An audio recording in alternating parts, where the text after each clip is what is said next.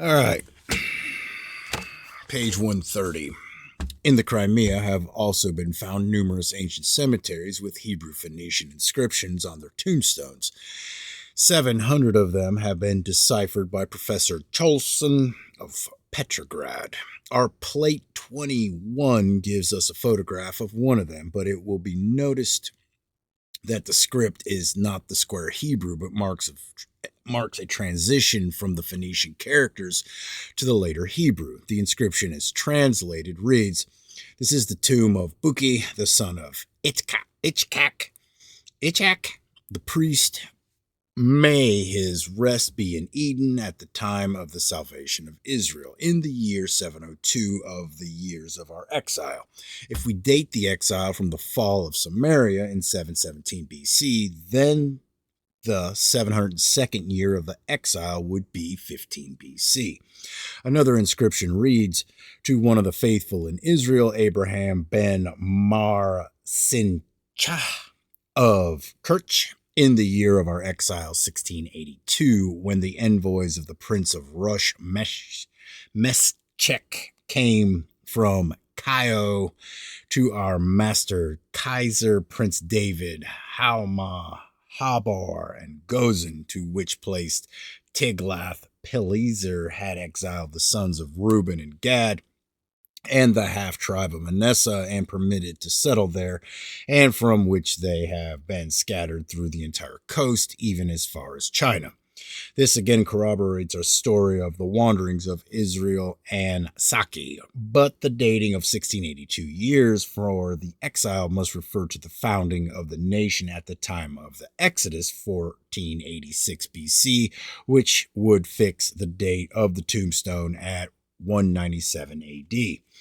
It is very strange that when all of those inscriptions are there, telling of the sojourning of Israelites in southern Russia, that the scholars have paid no attention to them. But we may assume the main reason for this neglect is that as the Jews have passed for Israel, the scholars have assumed that those early Israelites were the ancestors of the Russian Jews.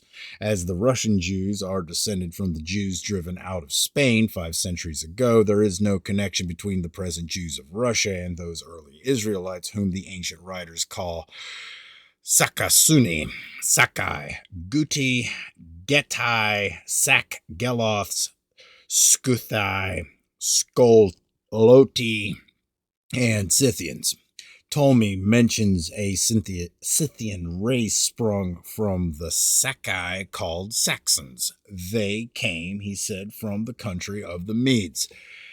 Aeschylus, the Greek poet, tells us the Sakai were noted for good laws and were preeminently a righteous people. Albinus said the Saxons were descended from the ancient Sakai of Asia, and that in process of time they came to be called Saxons. On the other hand, modern historians in every encyclopedia state that the Scythians were uncivilized barbarians using as drinking cups the skulls of their slain enemies. Such indeed most of them were, as Herodotus tells us, yet the contents of the tumuli of southern Russia, and particularly those of the royal tumulus of Solokha, proved by the ingenuity and workmanship of carvings and marbles, silver and gold, that their builders were something more than savages. If it is true that the Scythians left no ruins of cities behind them to tell of their existence, it must be remembered first that they were mostly agriculturists, and second, that such cities would have been leveled to the ground by the dreadful invasions of the Huns and other Turanian people that swept over Russia for centuries. When about 330 BC, Alexander the Great had conquered Macedonia and advanced northwards into the lands of the Danube, where the Getae dwelt, the latter evaded him and moved northwards across Europe to the shores of the Baltic, and it is there that Pytheas of Marcellus found them in the 3rd century BC and called them Gutonis. They called themselves Guta Thuda, meaning people of the Goths. Thus, by their name of Guta, they proved that they were the Guti, Katai, or Getai of Asia Minor. Mr. H. Bradley, in his work The Goths, writes, more than 300 years before the birth of Christ, a traveler from the Greek colony of Marcellus named Pythias made known to the civilized world the existence of a people called Gutans, who traded in the amber that was gathered on the Baltic shores. For 4 whole centuries, these amber merchants were heard of no more. Then the elder Pliny, who died in the year AD 79, tells us that in his time they were still dwelling in the same neighborhood. In many respects, the career of this people is strikingly different from that of any other nation of equal historic renown. For 300 years, beginning with the days of Tacitus, their history consists of little else than a dreary record of barbarian slaughter and pillage. A century later, the Goths have become the mightiest nation in Europe. One of their kings sits on the throne of the Caesars, the wisest and most beneficent ruler that Italy has known for ages. The other reigns over Spain and the richest part of Gaul. We look forward 250 years and the Gothic kingdoms are no more. The nation itself has vanished from the stage of history, leaving scarcely a trace behind. In this relation, it is very important and interesting that in the Gothic epic of Beowulf, written about 1000 AD, the hero of the story, Beowulf, is a son of Ecgtheow, king of the Geats, or Getai. The poem also relates many particulars in the history of the royal houses of the Danes, Swedes, Angles, and Ostrogoths. Refer to Beowulf in Encyclopedia Britannica. The name of the Goths may have vanished from history, but not the people, at least not in Germany and Scandinavia, for another form of Gutans is Teutons, a study of the articles Teutones and Teutonic languages in the Encyclopedia Britannica will inform the reader that the old Germans, Teutons, and Goths were one and the same family of people speaking the same language and believing in the same gods. It is unfortunate that since the World War, it has become fashionable with some English writers to denounce everything by the name of German and to disavow any relationship with them. One of those writers openly stating that he would hate to be related to the Germans. Such hate is unbecoming to a scholar and throws grave doubts upon the reliability of his work. Such an attitude could be excused during the heat of the war, but it is mischievous and unscientific to continue such propaganda. Even the Royal House of England has renounced the name of Queen Victoria's Prince Consort of Saxe-Coburg-Gotha, a name which surely is Saxon and Gothic enough. If they renounce that name, why not also the name of Guelph, which is also German or Teutonic? The English, the German, the Dutch, and the Scandinavian languages are all branches of one central stem, the ancient Gothic, the early symbols of which were the runes and phthorcs, which in turn are derived from the Aryan Phoenician, as Professor Waddell has shown, and as any study of the history of the alphabet will reveal. The gods of the Northmen are the same as those of the Saxons and Teutons. The Odin of the Norse is the Woden of the Angles and the Wotan of the Germans. Even the names of those days of the week are the same in German, English, and Scandinavian. Sunday, devoted to the sun god. Monday, to the moon god. Thursday, to Thor, the god of thunder. Friday, to Freya. And Saturday, to Saturn. It is true that the Germans of today are not pure Saxon nor Gothic, but have a large mixture of Japhetic blood and the strain of Ishmael among them. But from the Elbe westward, the Saxon element predominates. It is tragic that Germany of today should go back to her ancient mythology, to the swastika, and even practice the rites of sun worship, but it establishes, nevertheless, the common ancestry of Teutons, Saxons, and Celts. The perusal of the Eddas, a collection of the ancient sagas of the Goths collected by Snorri Sturluson of the 12th century, tells us how Odin led the Asa, who called themselves a divine race, from the shores of the Black Sea through Russia into southern Scandinavia, where they became the aristocracy. It is from the Eddas that we learn of the gods of the ancient Asia men: Thor, Baldur, Frigg, Heimdall, Aegir, Freya, and the Valkyries.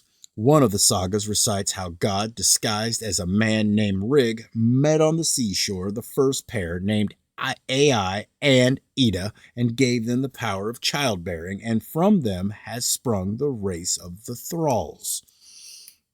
Concerning the Eddas, Professor Waddell on page 73 of his Aryan Origin of the Alphabet writes, the runic letters of the Goths, British Scandinavians, and Anglo-Saxons, and used by Cadmon or Caedmon, uniquely preserve very numerous archaic features of the Sumerian parents, which indicate far remoter and more independent origin than the Greek or Roman letters from which they have been supposed to be derived.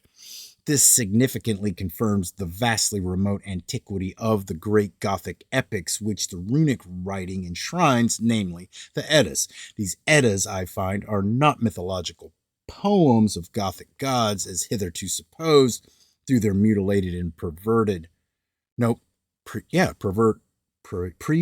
Teutonic translations and paraphrases, but are the genuine historical Gothic tradition handed down in writing continuously through the ages on the rise of the Aryan Sumerians or Goths under King Heria, Thor or Arthur, and of their struggles and achievements in establishing the higher civilization in the ancient world. From chapter 6, we have already seen that Professor Waddell has shown that the Gothic Thor is derived from Dar in Indara, the Aryan name for Jehovah. Thor, therefore, is none other than the Gothic pagan name for Jehovah, and they made him the god of thunder and of justice. The Hebrew Phoenician inscriptions found in the Crimea and vicinity indicate that the Sakai who left those inscriptions there were not a heathen people and were conscious of their Israelitish descent, while on the other hand the mythology of the Goths shows that they were pagans. The enigma thus presented can only be explained by the fact that most of the Gothic sagas center around Odin, who, although made a deity in later years, was nevertheless a man and leader of the Aesir, Aeson, Asa, or Asia men, whose capital was at Asgard in Asaheim, where his castle, the Valhalla, was located. Odin's actual existence was in the last half of the 3rd century AD, as fixed by Anderson's Royal Genealogy and quoted by Milner in his Royal House of Britain. As Odin is the central figure of Germanic mythology, it appears therefore that Odin's saga itself cannot be much older than the 5th century AD. Odin's people, the Aesir, Asa, or Asia men, were the descendants of those Asa or Angli of Ariana, east of the Caspian Sea, whom we have seen previously were the Israelites who stayed in Media and became the civilizing element of that nation and district. The people who embraced the faith of Zoroaster, the religion of Asia, which gave Asia its name. Hold on. Okay. With the coming of those Asa, let me write that down. Just give me 1 second.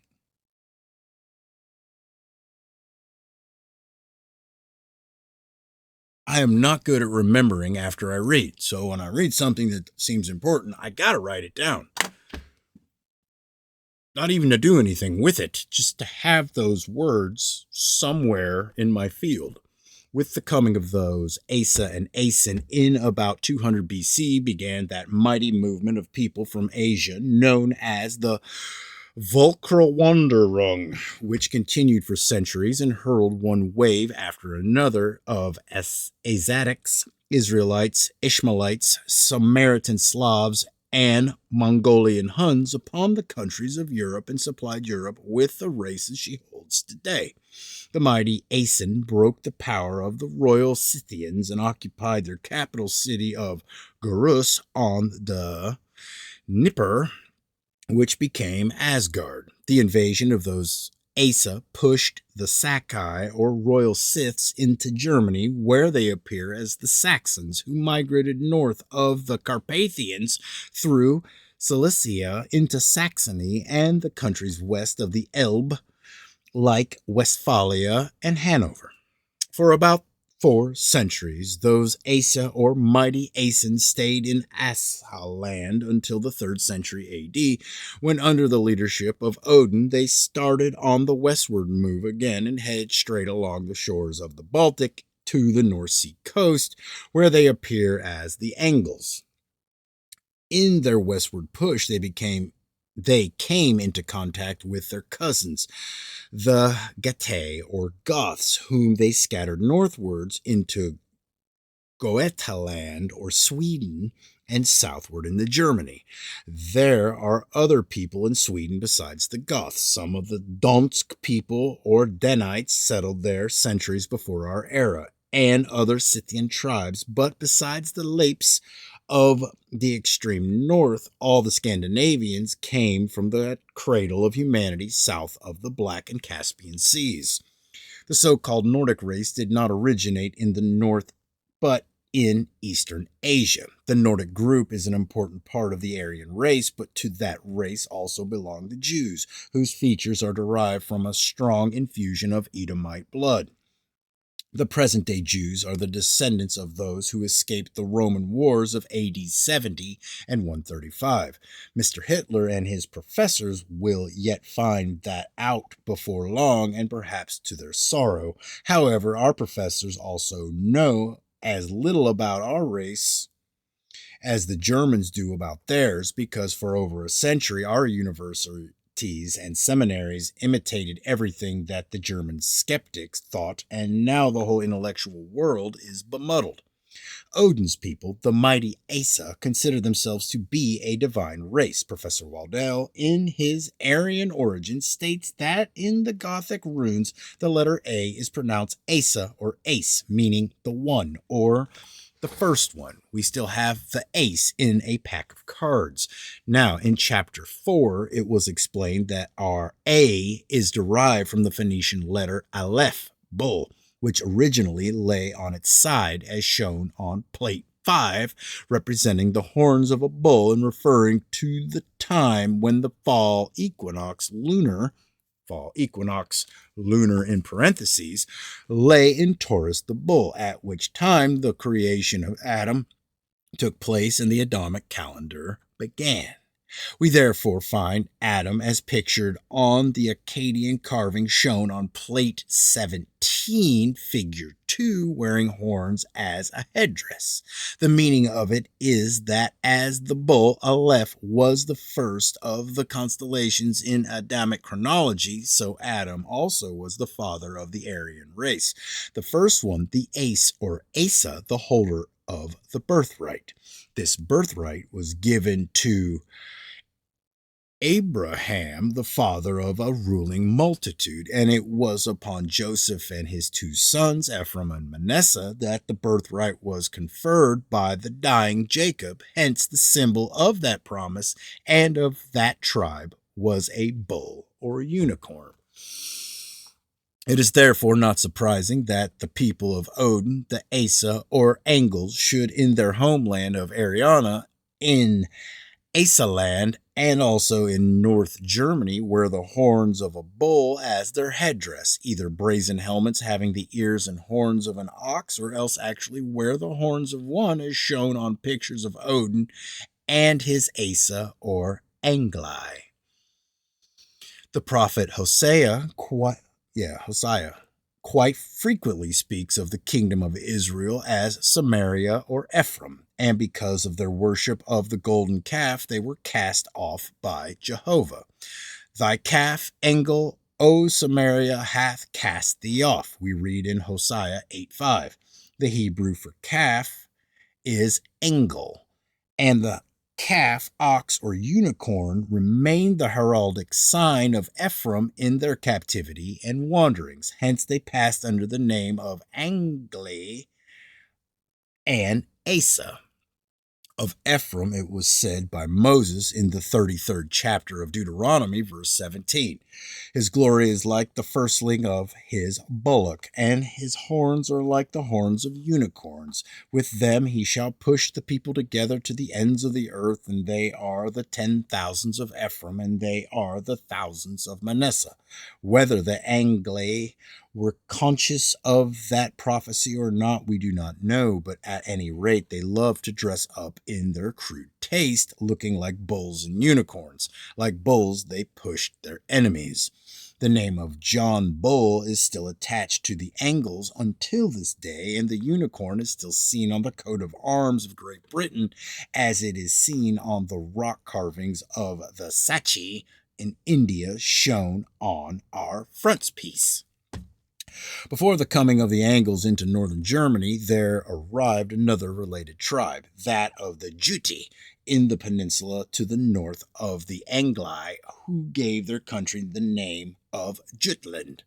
They were the Juti of Arania. I want to say Ariana, Ariana, but I don't think it is. Arania? Arena, who were the descendants of the people of Judah, whom Sennacherib took into Assyria in the reign of Hezekiah, as related in 2 Kings 18:13. Professor Double D. Lookinbill, in his work Ancient Records of Assyria and Babylon, gives us the translation from the Taylor prism of Sennacherib's own record of his campaign against Judah.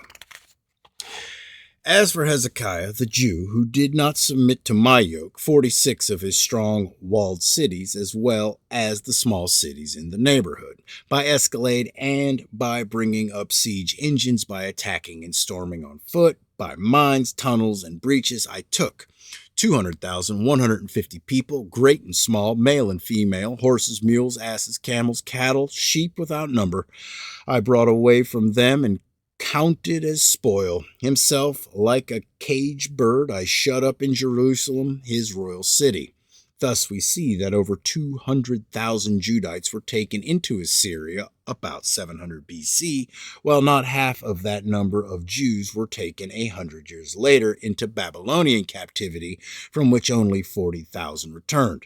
Those Jewish prisoners in Assyria moved east into the mountains of Central Asia as the Yoti, but when the great migration of peoples began into Europe about the time of Christ, they too followed the westward urge and finally settled in the Danish islands and in Jutland, Ute or Uteland.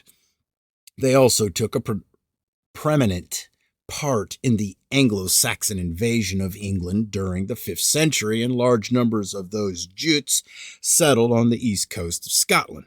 As we have seen in chapter 10 and in the following chapter 12, that the Gaelic Irish Scot Highlanders of the west of Scotland were also of the tribe of Judah. It makes most of the people of Scotland belong to that tribe.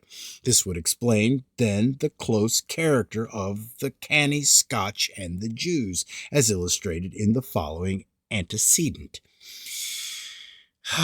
The Scotchman and the Jew met at the beach, and each boasted that he could stay under water longer than the other. So they finally made a bet. He who came up first would have to pay a shilling, but neither won the bet. Both were drowned, for neither would risk the shilling.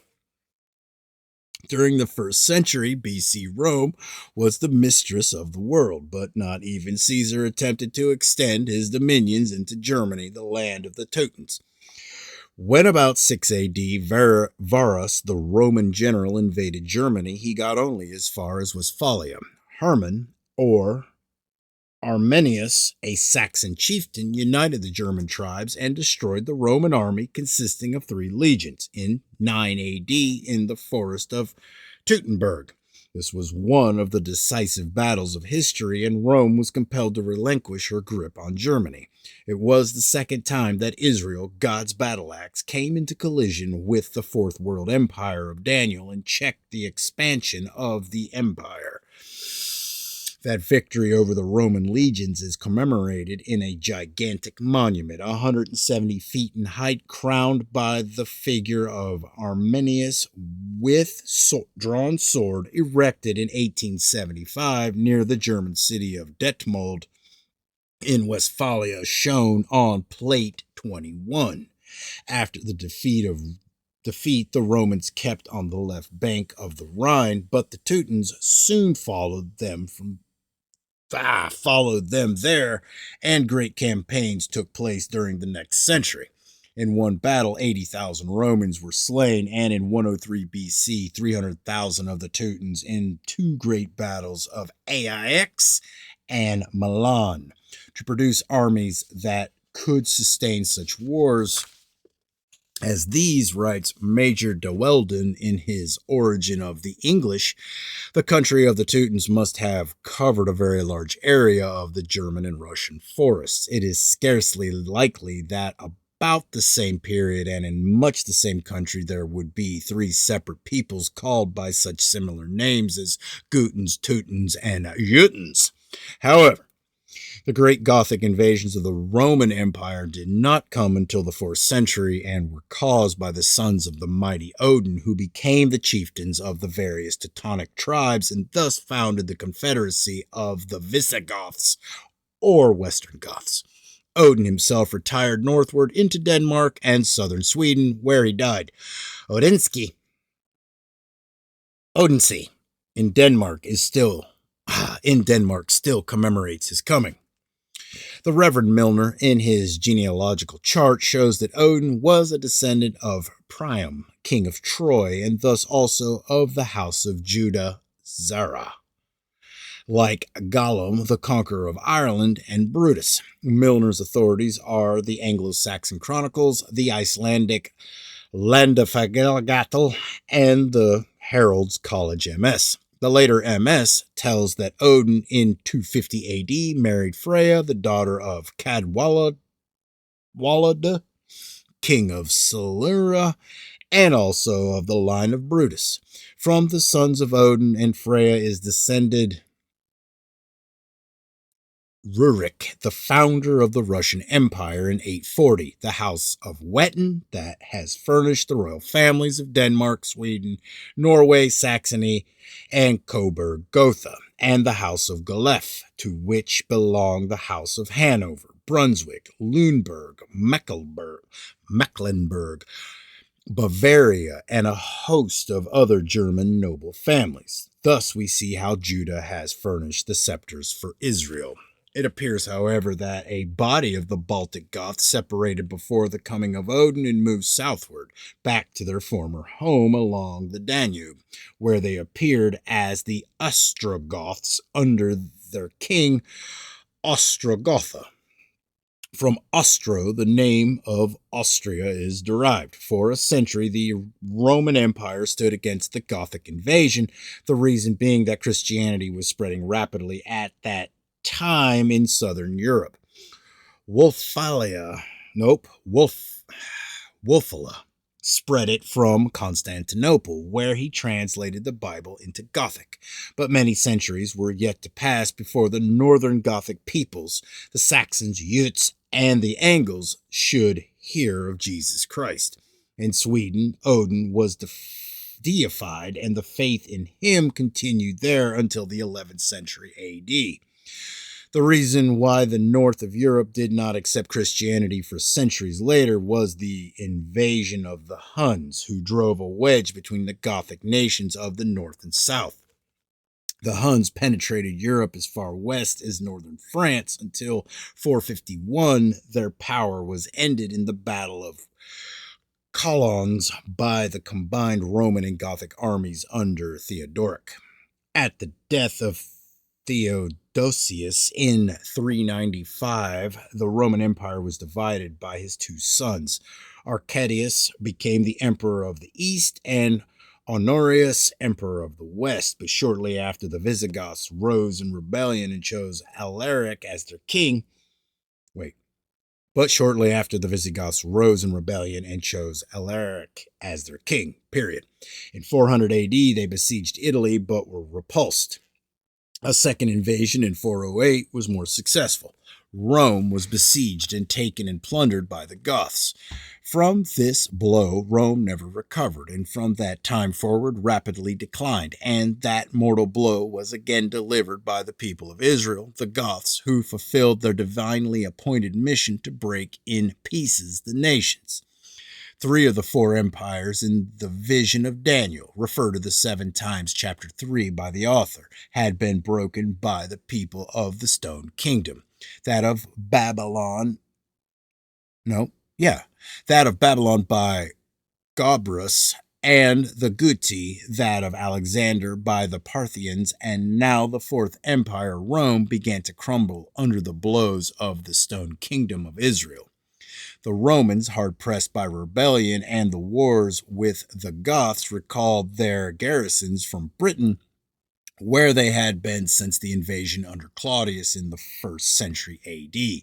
The Western Roman Empire ended with the death of Romulus Augustulus in 476 AD, and Papal Rome arose, as discussed in the 7 times of prophecy by the author.